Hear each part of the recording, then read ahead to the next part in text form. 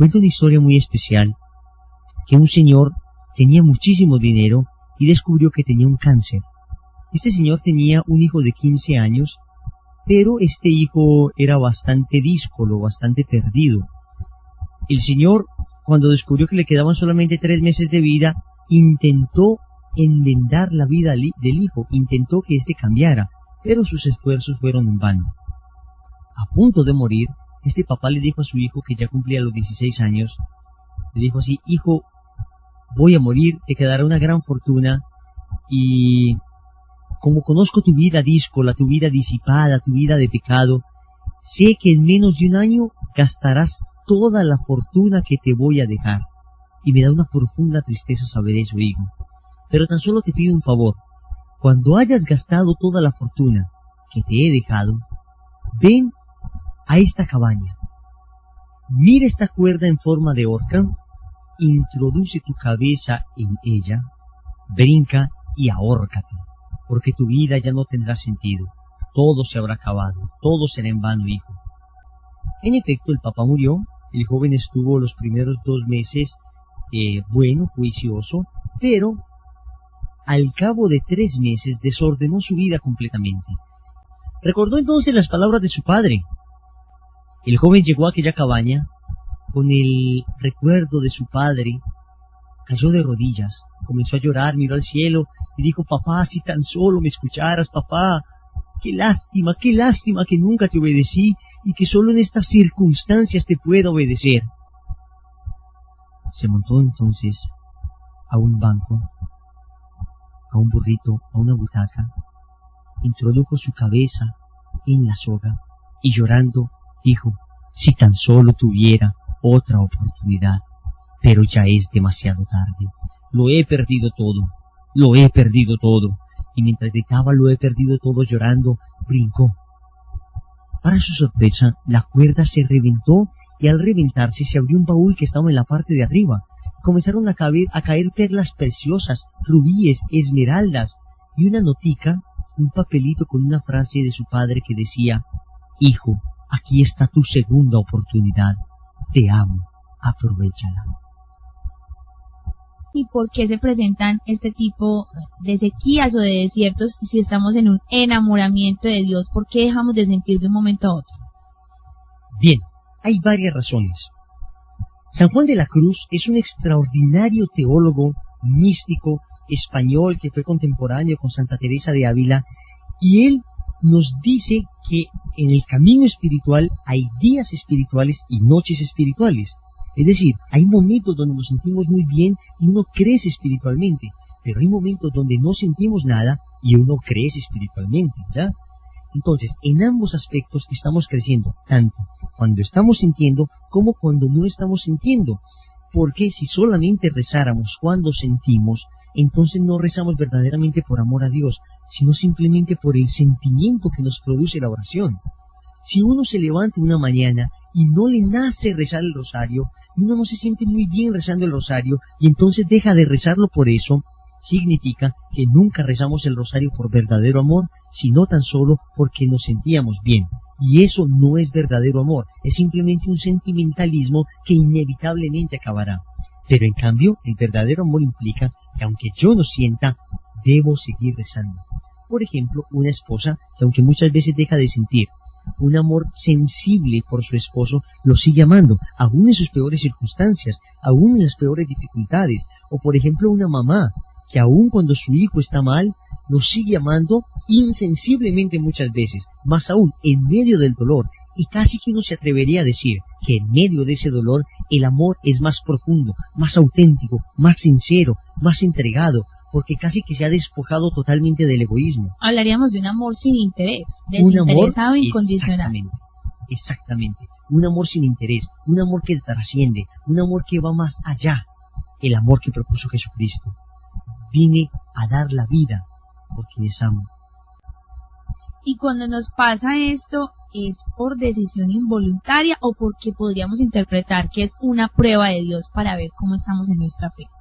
Puede que la persona tenga una aridez espiritual porque voluntariamente ha caído en pecados, voluntariamente se ha descuidado en la oración, entonces necesariamente va a caer en una crisis.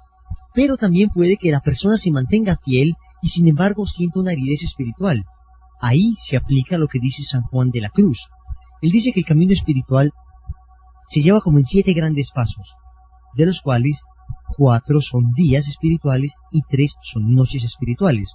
Y él lo pinta como una especie de camino, un camino que va serpenteando hasta llegar a al último paso espiritual, a la última morada.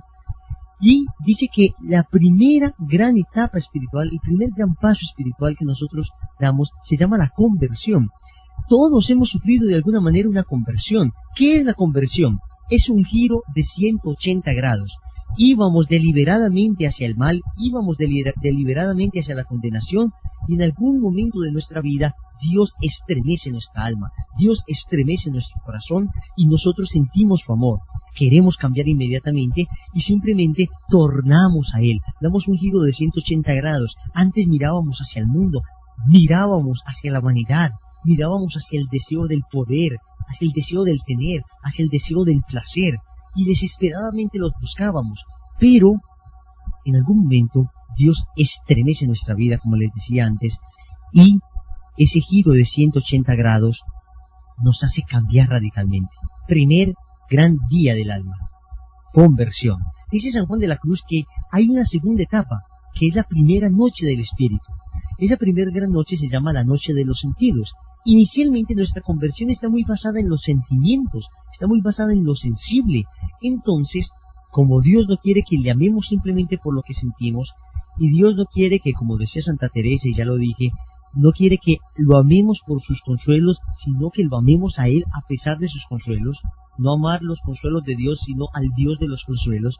Entonces Dios permite que se quite la sensibilidad en la oración, permite que uno ya no sienta que se estremece cuando reza el Santo Rosario, permite que uno ya no sienta ese éxtasis después de salir de la Santa Eucaristía. Sin embargo, uno se debe mantener fiel, porque nuestro amor a Dios va más allá de ese sentimiento, va más allá de ese pequeño éxtasis. Nuestro amor a Dios es un amor que se debe afianzar en la convicción, en una convicción auténtica, en una convicción de que yo sé que te amo, Señor, aunque muchas veces no sienta ganas de rezar el rosario. Y yo lo voy a rezar aunque no sienta ganas de hacerlo, porque yo me atrevería a decir que un santo rosario, cuando uno lo reza sin sentir, con pereza muchas veces, con desgano muchas veces, pero uno lo reza con fe. ¿Sí me hago entender? Lo reza con pereza, con desgano, no porque quiere, sino porque muchas veces uno no siente ganas de rezarlo. Pero cuando a pesar de eso se reza, ese rosario podría valer mucho más que cientos de rosarios que rezamos cuando nos sentimos en éxtasis, que rezamos cuando nos sentimos súper bien. ¿Por qué? Porque en estos rosarios que rezamos cuando nos sentimos muy bien, de cierta manera recibimos una retribución, que es el sentirnos bien precisamente. Entonces, este amor es un amor un poquito condicional. Te estoy dando porque tú me estás dando, Señor. Pero en cambio, cuando yo rezo el rosario, o voy a la Eucaristía, o hago mi práctica de devoción, y no siento nada, le estoy diciendo al Señor, te estoy dando, Señor, aunque tú no me devuelvas nada. Te estoy dando, Señor, aunque yo no sienta nada. Pero créanme, Dios siempre devolverá con creces. Si nos quita el sentimiento durante un tiempo, después nos devolverá con creces en amor, como a Job, que Dios permitió que se le quitaran unas cuantas cosas, pero después le multiplicó cada una de aquellas cosas que perdió. ¿Y este proceso siempre es en altibajos o va a llegar un momento en que ya sentimos la calma y la tranquilidad y que siempre vamos a sentir o que vamos a estar tranquilos? Bueno, San Juan de la Cruz dice que después de esta segunda etapa llega una tercera etapa que es un segundo día. Se llama la iluminación. Entonces ya, de acuerdo a la pregunta que hace Chusi, la persona se estabiliza un poquito más, porque la iluminación es una iluminación del intelecto, de la conciencia, donde las personas se aplican en la formación, se aplican a leer libros espirituales, a leer las Sagradas Escrituras, a leer el Catecismo de la Iglesia Católica, y cuando se hace todo esto con verdadera fe, con verdadera entrega, uno comienza a afianzar su fe, ya no por lo que siente, sino por lo que cree, es decir, hay convicción. La cuarta etapa de la que habla San Juan de la Cruz se llama la noche del intelecto. ¿Y siempre es en orden? ¿O hay unos que pasan del 1 al 5, del 5 al 10 o algo así? En general, el común de las almas pasan por todos estos aspectos, estas etapas de las que habla San Juan de la Cruz. Esta cuarta etapa, que vendría a ser la segunda noche del Espíritu, Se llama la noche del intelecto, porque es una etapa donde ni siquiera lo que he leído ya me llena. Ni siquiera los conceptos que he tenido ya me van a llenar. Porque Dios incluso quiere no solo que no le amemos con el sentimiento, sino que también no solo le amemos con la convicción. ¿Ya? No solo como un concepto, no solo como una idea, no solo una fe leída, no. Dios quiere que le amemos con todo nuestro corazón, con toda nuestra alma y con todo nuestro ser.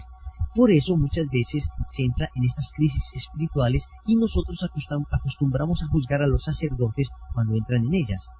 Algunos sacerdotes es precisamente en esta etapa donde sufren terribles tentaciones de dejar su sacerdocio, porque sienten que han leído tanto, 8 años de seminario, sienten que han estudiado tanto ya, pero que a pesar de esto todavía no encuentran la razón de muchos porqués, todavía no sienten que su corazón está plenamente satisfecho, plenamente contento. Entonces Dios permite que sufran estas crisis. ¿Para qué? Para que purifiquen aún más su amor, para que lleguen a altos niveles del amor, a niveles inimaginables del amor. Después de esta cuarta etapa, que es la segunda noche, viene la quinta etapa, que es el tercer día. El noviazgo espiritual.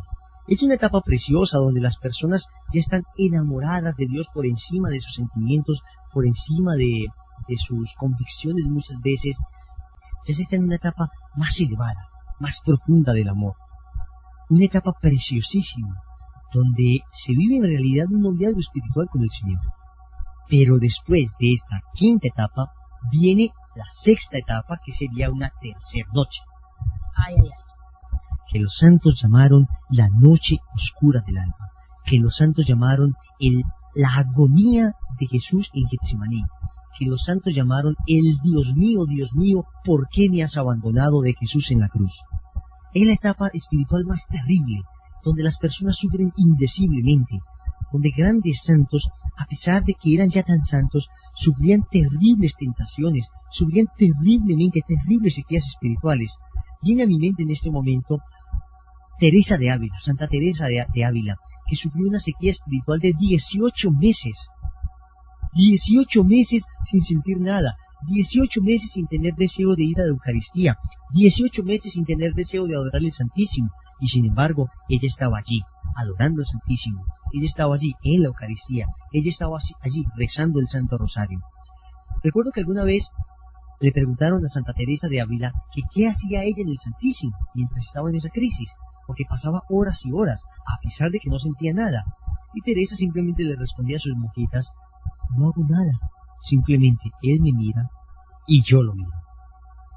Así pues, cuento una anécdota muy curiosa de Santa Teresa, que ya concluyendo esta difícil etapa espiritual, iba en su carroza con comida para su convento, y de repente la carroza se volcó, toda la comida se regó, y Santa Teresa de Ávila, como era una buena española y de gran temperamento, se levantó y gritó al cielo: vamos, Señor, ¿por qué me hacéis esto? Y olé. Así, toda españoleta le habló al Señor, y le dice: Señor, ¿pero por qué me tratáis así? Y le dice el Señor también, de más que bien español: hija, pues porque así trato a todos mis amigos. Y Santa Teresa le responde sarcásticamente: Señor, con razón tenéis tan pocos. Sí. Con razón tenéis tan pocos, decía Santa Teresa de Ávila. Y así fue como sale de esta crisis espiritual y finalmente llega a lo que se conoce como el matrimonio espiritual, que es la séptima etapa espiritual, que es el cuarto día del alma, donde hay plenitud de felicidad, plenitud de gozo. Es como vivir el cielo en la tierra, es como la resurrección de Cristo, donde se vive la plenitud de la gloria aquí en la tierra. Se vive el cielo en la tierra ya. Son personas que están viviendo en la voluntad de Dios, y vivir en la voluntad de Dios es vivir el cielo en la tierra. Bueno, aunque el matrimonio ya es el máximo punto y ya cuando uno se siente muy feliz, pero muchas personas en este momento se deben de estar preguntando: bueno, y tantas noches, bueno, aunque vengan también días, muchas noches, de pronto se desaniman. Entonces, ¿qué decirles para que sigan adelante y como que no desistan en esa idea de alcanzar el matrimonio con Dios? Bueno, muy buena pregunta, porque precisamente cuando uno se da cuenta de estas cosas, uno dice: no, muy interesante el camino espiritual, muy bonito lo de Dios, pero yo hasta por allá no juego, hasta por allá me queda imposible a mí. Pues señoras y señores, déjenme contarles un secreto. Ese secreto se llama María. Hemos terminado la lección que titulaba Las etapas espirituales.